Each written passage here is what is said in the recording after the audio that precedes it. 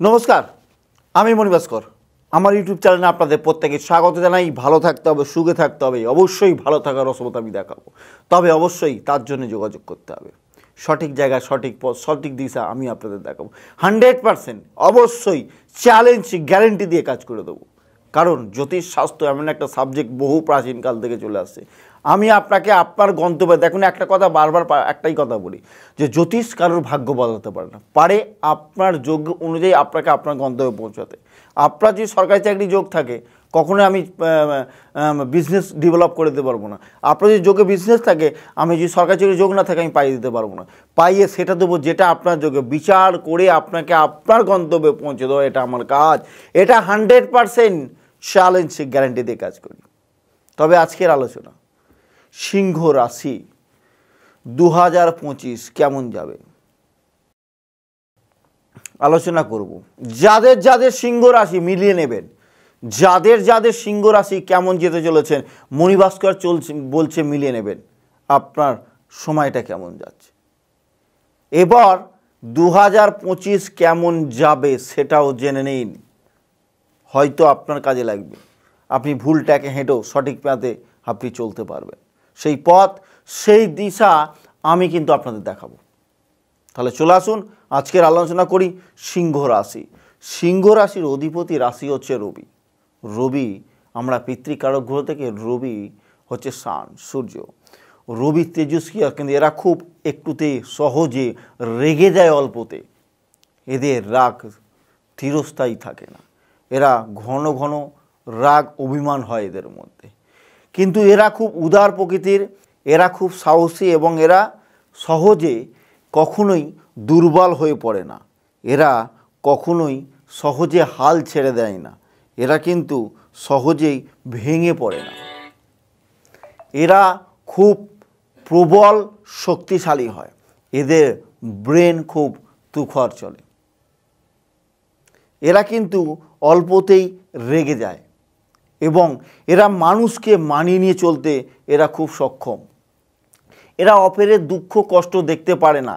এরা সাহায্যশীল। এরা খুব সহজেই লোককে নিজে মতো করে তার সাহায্যের জন্য ঝাঁপিয়ে পড়ে।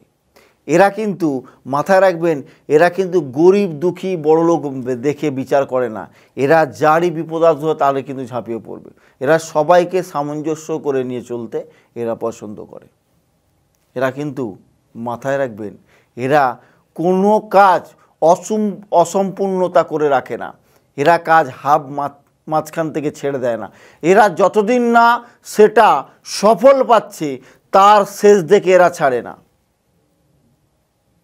এরা বিজনেস করতে পছন্দ করে না, কারণ এরা পরের অধীনে কাজ করাটা পছন্দ করে না। এরা নিজের অধীনে কাজ করতে পছন্দ করে। এরা সহজেই কোনো মানুষকে আঘাত দিয়ে কথা বলে না। এরা রেগে গেলেও যখন সে ঠান্ডা হবে অবশ্যই সে কিন্তু খুব ভদ্রসভ্য। যখন রেগে যাবে তখন কিন্তু এর পরিকাঠামোটা পুরোটাই চেঞ্জ হয়ে যাবে। অবশ্যই ওভারঅল দেখতে গেলে এরা কিন্তু পরিশ্রম করে নিজের জায়গাটাকে নিজেই তৈরি করে। এরা কারুর সাহায্য নিতে চায় না, নিজের ক্ষমতায় নিজে দাঁড়ায় এরা সিংহ রাশি জাতক জাতিকেরা। তবে সিংহ রাশির যা অবস্থা অনুযায়ী 2025 গ্রহ কী অবস্থান আছে আমরা একটু দেখে নিই। বৃহস্পতি, আমরা বৃহস্পতিকে যদি দেখে নিই, বৃহস্পতি কিন্তু 2025-এ 18 মে বৃষ রাশি ত্যাগ করে মিথুন রাশিতে প্রবেশ করবে। এবং তার সাথে আমরা দেখে নিতে পারি আবার রবি মিথুন রাশি ত্যাগ করছে 18 অক্টোবর, মানে 18/10/2025 কর্কট রাশিতে সে কিন্তু আবার প্রবেশ করবে। বৃহস্পতি কিন্তু বক্রী হয়ে যাবে নভেম্বর মাসে। সে কিন্তু ওই ঘরেই আমরা 2025-এ ওই ঘরেই তাকে আমরা দেখতে পাবো। 11 নভেম্বর 2025-এ তাকে আমরা আবার বক্রী হিসাবে পাবো। তারপরে চলে আসি রাহু কেতু। রাহু কেতু খুব একটা আমরা খারাপ হিসাবে ধরা যাবে না, রাহু হিসাবে আমরা ধরতে পারি। রাহু কেতু কিন্তু মীন রাশি থেকে রাহু সে কিন্তু আবার এক ঘর পিছিয়ে আসবে, আবার সে কিন্তু কুম্ভ রাশিতে অবস্থান করে যাবে 18/5 মানে 18 মে 2025-এর পর থেকে। এবং কেতুকে আমরা দেখতে পাবো, সে কিন্তু কেতু সিংহ রাশিতে প্রবেশ করবে, সে কিন্তু কেতু সিংহ রাশি প্রবেশ করবে কিন্তু আমরা দেখতে পাবো 2025-এ। এদেরও কিন্তু খুব একটা ভালো গুরুত্ব আছে। আবার কিন্তু আমরা মঙ্গলটাকেও ছেড়ে দিতে পারছি না, কেন মঙ্গলের বড় বড় ভূমিকা আমরা কিন্তু মঙ্গলকে আমরা দেখতে পাবো। এটা মাথায় রাখবেন, মঙ্গলের ভূমিকাও কিন্তু এখানে খুব একটা খারাপ কিন্তু ধরা যাবে না। মঙ্গলকে বছরের শুরুতেই আমরা বক্রী হিসাবে আমরা পেয়ে যাচ্ছি, মঙ্গলের ভালো ভূমিকা আছে এখানে। 21শে জানুয়ারির পর থেকে কিন্তু আমরা মিথুনে কিন্তু আমরা দেখতে পাবো মঙ্গলকে, মিথুন রাশিতে আমরা প্রবেশ করতে দেখতে পাবো। আবার তাকে কিন্তু আমরা দেখতে পাবো মঙ্গলকে মার্গী অবস্থা আমরা বক্রী ছাড়বে 24/2 মানে 24শে ফেব্রুয়ারি পর থেকে আবার পুনরায় সে কর্কটে ঢুকে কিন্তু মার্গী সে আবার ছেড়ে দেবে। এবং আমরা কিন্তু আবার সেখানে দেখতে পাবো নিচস্থ অবস্থায় পেয়ে যাব তাকে মঙ্গলকে 3/4/2025 3/4/2025কে কিন্তু আমরা নিচস্থ অবস্থায় আমরা কিন্তু আবার দেখতে পাবো। এবং তার সাথে মঙ্গল সিংহ রাশিতে প্রবেশ করবে 17/6 আমরা সিংহ রাশিতে আবার কিন্তু মঙ্গলকে দেখুন। মঙ্গল অনেক বছর পর 3টে ঘরে আমরা কিন্তু মঙ্গলকে দেখতে পাচ্ছি। এবং 28/7 কন্যা রাশিতে ঢুকবে, 13/9 থেকে 27/10 পর্যন্ত সে কিন্তু আবার সেই তুলা রাশিতেই কিন্তু আমরা মঙ্গলকে দেখতে পাবো। তাহলে এতগুলো গ্রহ ট্রানজ্যাকশান আমরা কিন্তু 2025-এ দেখতে পাচ্ছি। কর্কট রাশির ক্ষেত্রে খুব ভালো সময়,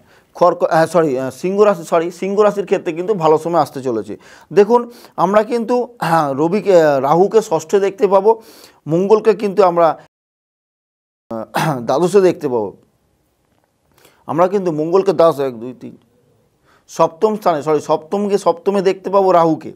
এবং দেখুন সেখানে কিন্তু রাহুর ভূমিকাও কিন্তু এখানে আমরা বৈবাহিক জীবনে যদি দেখতে চাই এবং রাহুকে সপ্তমে দেখতে পাবো। এবং কিন্তু দেখুন এখানে শনি শুক্র কিন্তু অষ্টমে, এখানে মঙ্গলকে কিন্তু আমরা দ্বাদশে দেখতে পাবো। লগ্নে কিন্তু কেতু অবস্থান, বৃহস্পতিকে কিন্তু আমরা একাদশে দেখতে পাবো সেই সময়ের মধ্যে। তবে একটা কথা বলে রাখি, এখানে কিন্তু যদি দেখা যায় অর্থনৈতিক দিকটা কিন্তু খুব ভালো সময় আসতেছে, অর্থনৈতিক দিকটা খুব ভালো দিক আসতে চলেছে। বিবাহিত জীবন একটু সমস্যা আসবে, যাদের ক্ষেত্রে মনে করছিলেন যে বিজনেসে ডেভেলপ বাড়বো বা বাইরে কোথাও গিয়ে বিজনেস করব, তাদের ক্ষেত্রে খুব ভালো। অর্থনৈতিক জায়গা ক্ষেত্রে খুব ভালো, চাকরির ক্ষেত্রে খুব ভালো সময়, চাকরি যাওয়ার চেষ্টা করছিলেন তাদের ক্ষেত্রে ভালো সময়। তবে একটা কথা বলি, শারীরিক দিক থেকে একটু সমস্যা কিন্তু ভুগতে হবে। যারা বাতের সমস্যা, যারা কোমরের যন্ত্রণার জন্য ভুগছিলেন, যাদের পেন হওয়ার সমস্যা কিন্তু তাদের ক্ষেত্রে খুব, যারা শারীরিক দিক থেকে পেটের দিক থেকে লিভারের সমস্যায় ভুগছেন তাদের কিন্তু অবশ্যই স্বস্তির দিন এবার কিন্তু আসতে চলেছে। যারা মানে কি বলবো ঘাটে যন্ত্রণা বা পেন বা শারীরিক সমস্যার মধ্যে ভুগছিলেন, পেনের অবস্থাতে তাদের কিন্তু একটু ভোগান্তি থাকবে, একটু সাবধানে থাকবে, ডাক্তার কনসাল্ট অবশ্যই করে নেবেন। এবং বারবার ক্ষেত্রে বলে রাখি, এখানে কিন্তু ভালো সময় ওভারঅল আসতে চলেছে সিংহ রাশির ক্ষেত্রে। যারা মনে করছিলেন পড়াশোনার জন্য বাইরে যাবে, যারা মনে করেন পড়াশোনার জন্য বাইরে যাবেন, বিদেশে যাবেন, তাদের ক্ষেত্রে কিন্তু খুব ভালো সময়। যারা হায়ার এডুকেশন করতে চাইছেন, যে এত বছর করতে যাচ্ছেন যে করবো কি না, এটা করলে আমার ওটা বাধা আসছে বা সেটা হবে কি না, তাদের ক্ষেত্রে বলছি হায়ার এডুকেশনের ক্ষেত্রে খুব ভালো। হায়ার এডুকেশন যারা করবেন তারা বারবার বলছি পরীক্ষায় বসতে পারেন। যারা চাকরির জন্যে পরীক্ষায় বসবেন, ভাবছেন যে আমি অমুক চাকরি কনসাল্টের জন্য আমি চাকরির জন্য বা পরীক্ষায় বসবো, এবছর প্রিপেয়ার ঠিকঠাক করতে পারিনি, বসতে পারবো কি না, আমি ঠিকঠাকভাবে রেজাল্ট উতরাতে পাবো, আমি চাকরির জন্য সেই বসলে সেটাই পাবো কি না, তাদের ক্ষেত্রে বলি ভালো সময়। পরীক্ষা অবশ্যই চেষ্টা করুন, পরীক্ষা দিন, রেজাল্ট কিন্তু ভালো আসবে। অবশ্যই চাকরির ক্ষেত্রে, পরীক্ষার ক্ষেত্রে খুব ভালো। এই সময়টাকে কাজে যদি না লাগাতে পারেন, আমি বলবো 2025টা আপনারা খুব বড় মিস করে যাবেন। এই সময়টা কিন্তু দ্বিতীয়বার আর আসবে না, আমি সিংহ রাশির ক্ষেত্রে বারবার ধরে বলছি। যদি মনে হয় একবার কনসাল্ট করে নেবেন কোনো অ্যাস্ট্রোলজি দ্বারা, ভালো সময় আসতে চলেছে। যাদের জন্মছকে একটু প্রবলেম আছে, বারবার বলছি একটু সমস্যা আসবে। এবং শনি দেখুন 2025-এ 29শে মার্চের পর সে কিন্তু কুম্ভ রাশিতে প্রবেশ করতেছে। শনির একটা ভূমিকা এখানে ভালো দায় করবে। যারা লোহা জাতীয় কোনো বিজনেস করছিলেন তাদের ক্ষেত্রে বলি বিজনেস যারা ভাবছিলেন যে তুলে দেবো, যে আমার গ্যারেজ আছে, গ্যারেজে একদম খদ্দের হচ্ছে না বা কাস্টমার পাচ্ছি না, আমি গ্যারেজ না সেরে অন্য কিছু করবো, তাদের ক্ষেত্রে একটু ধৈর্য ধরে যান, দেখবেন 2025 আপনাদের ক্ষেত্রে কিন্তু বিজনেসের ক্ষেত্রে বিশাল বিশাল বিশাল বিশাল ভালো সময় আসতে চলেছে, অবশ্যই ভালো সময় আসবে। তবে আজকে এখানে শেষ করি, আরও অনেক কিছু নিয়ে আলোচনা করব, আরও আপনার সঙ্গে থাকবেন। যাদের কোনো সমস্যা আছে কমেন্টে আমার অবশ্যই জানাবেন, আপনাদের অবশ্যই নিয়ে আলোচনা করব। আজ এখানে শেষ করি, ভালো থাকুন, সুস্থ থাকুন, নমস্কার।